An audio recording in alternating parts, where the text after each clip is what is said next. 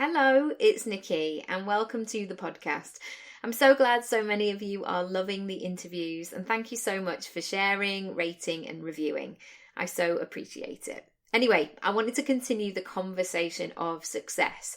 So often we hear the extremes, don't we, of rags to riches, homeless to billionaire, sleeping on a random sofa to a blinged up palace. But what about the in-between bits? I know personally I have had many. How do you get from A to Z?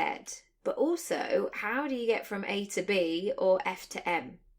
In these mini episodes, I want to provide questions to ponder, ideas that might spark a brainstorm, or raise topics that might be a little bit uncomfortable in the moment, but they will support you to go to the next level of your business. As always, please come over to social media at Nicky Raby, and I'd love to hear your thoughts and breakthroughs. So here is an episode I never ever thought I would record. It's about running. It isn't quite a love letter, more of a, yeah, it's going okay. And there've been some great times, and it's far from perfect, whatever that means. I speak as an almost 37-year-old, somebody who enjoys food and drink, and I've only ever missed approximately 7 meals in my life. However busy I am never that person who just forgets to eat.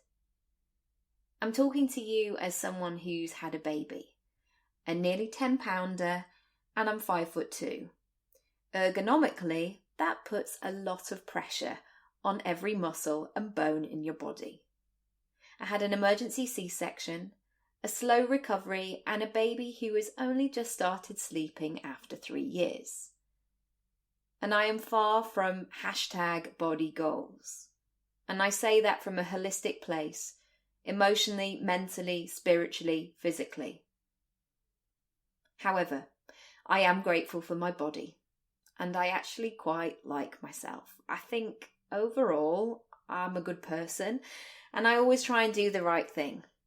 I've loads of love to give and I will always make you an excellent brew and a meal of your choice. If you haven't already checked out the I Weigh campaign over on Instagram, please do. It's fascinating.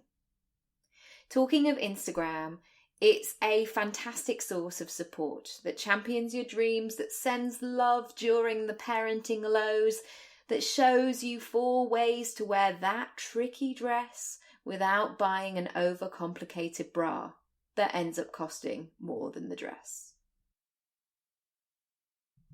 When I was at home breastfeeding, eating copious amounts of pesto pasta, as that was the limit of my cooking headspace, in my less than impressive joggers that in truth probably needed to be chucked out, I wasn't seeking slick bodies that were excited to be in the gym or that were outstretched on some glistening rocks that showed all the angles. I'm doing the poses as I say this. If I'm honest, over the last few years, I have mainly been in accelerator, often overwhelmed mode, putting one foot in front of the other, raising a child and running a business. I wasn't thinking about how I could create an action plan to be fitter and healthier. However, on some level, I was feeling sluggish, foggy-headed, full of anxiety, and I avoided mirrors. I was making do on every level. Oh, and don't get me wrong, the irony does not pass me by. This is something that I always look at with my clients. What are you giving to you? However, here comes the contradiction. Doing what I do relies on me to show up, to be visible, to be in front of audiences, to be photographed. I'm under no illusions that I'm a model, and I'm definitely hired for my skills, not for my body. However, discomfort always comes out to play if I'm just not feeling happy with where I'm at, and actually all I want to do is hide. Maybe this is why I started this podcast, because I don't have to be visible in a physical sense.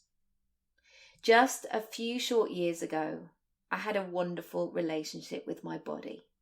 I was fascinated with the ever-changing, expanding waistline. Apart from the last few weeks when I had to go up on the stairs on all fours because my back had locked. For the most part, I felt glorious though. Because my baba was hungry, I was back in my clothes fairly quickly, but I wouldn't describe this process as snapping back. Oh, there was nothing zingy and sassy about this. Every day I was simply shoving my broken body into clothes, and the action looked like a very hungover festival goer in a hot, sticky tent trying to shove a sleeping bag in a bag that was clearly not designed for that particular sleeping bag. Okay, before we go any further, this is not about weight loss. It's not about pounds or inches or a special diet or how smug life can really get when it includes exercise. Yes, I did want to be healthier, but mainly I needed something for me. For my head. For my lovely brain that provides me with constant ideas and inspiration, but sometimes will not shut the F up.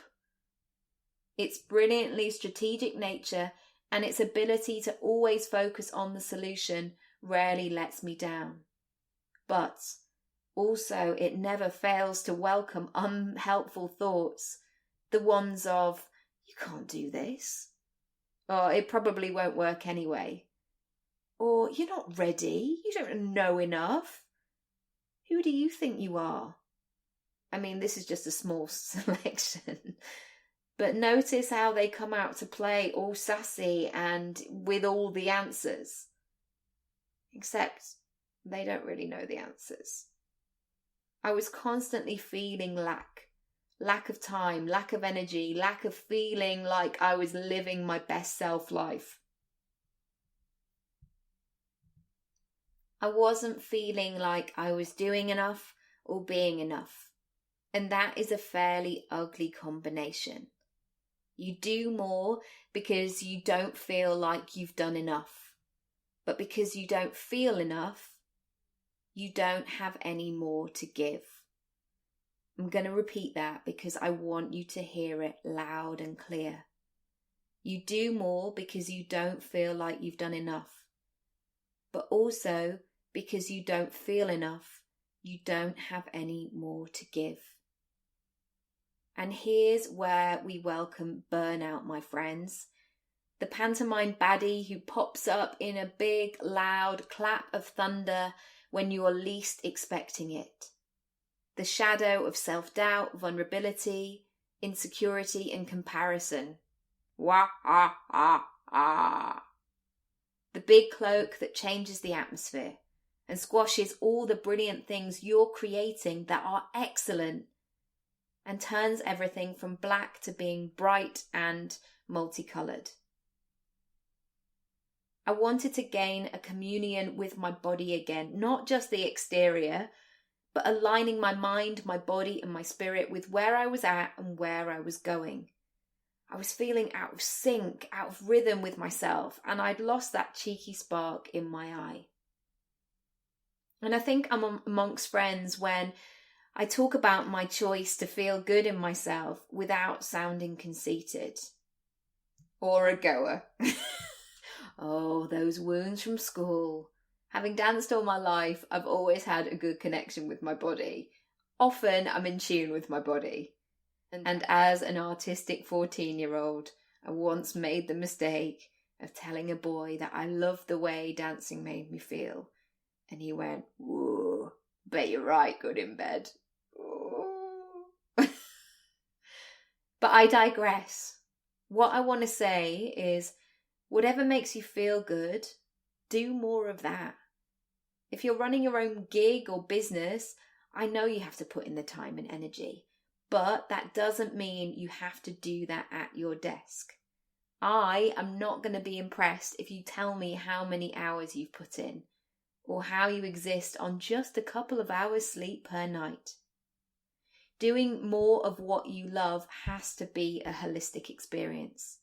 If we are truly going to create lives that feel like us, they have to nurture us. And running has done that for me. It's given me time away from my desk, away from the demands of being a mum and running a household.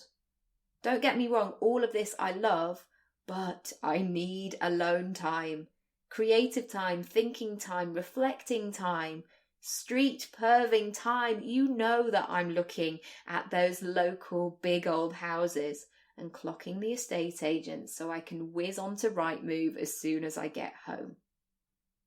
Now, the point of this episode is not to tell you to put on your trainers immediately, but it is to encourage you to take a step back. When was the last time you had a walk in the woods, listening to your favourite album with no other reason but just to be outside because it's a sunny day?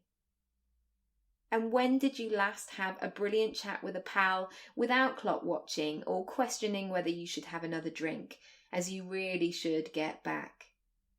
Or when was the last time you did something for you that gives you inspiration or reminds you why you started all of this?